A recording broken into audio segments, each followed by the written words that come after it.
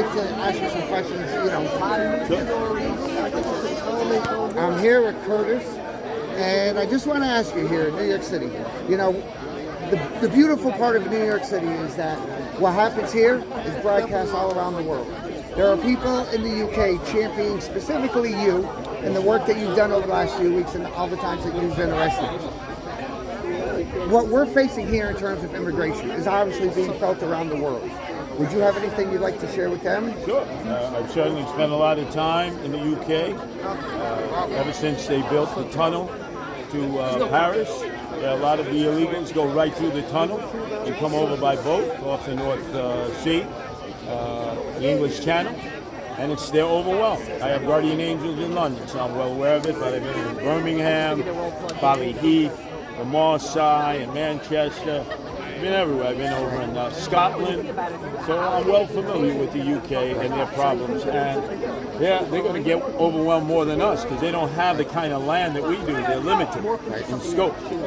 And a lot of what we see happening in Europe, France, that's what's next.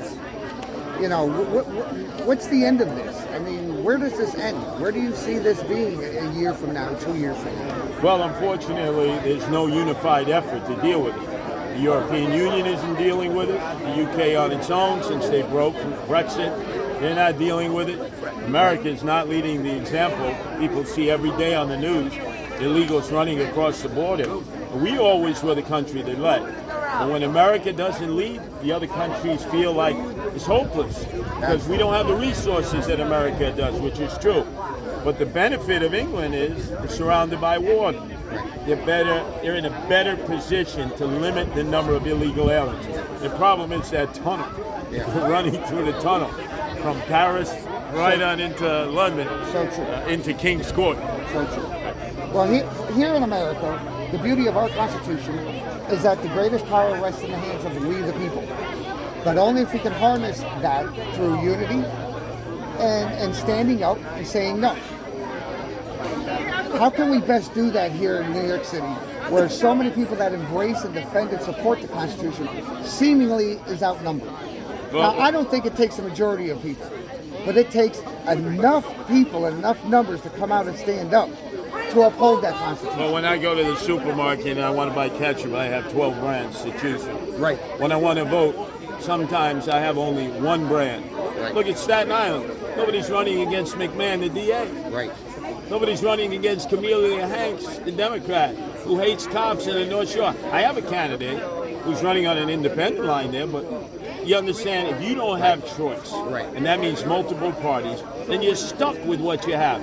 That's what democracy is. We've sort of moved away from that. We say, oh, we're a two-party system. No, we're not. We can handle a multitude of parties, have debates, and let the best man or best woman win. What do you think about establishing like a constitutional party that ultimately, potentially could suck people that defend and support the Constitution at its core, from both the Republicans and the Democrats, and even in independents, really kind of the middle of the sweet spot? There are any number of independent parties you can form. I used to be the chairman of the New York State Reform Party until Andrew Evil Eyes Cuomo wiped out independent parties.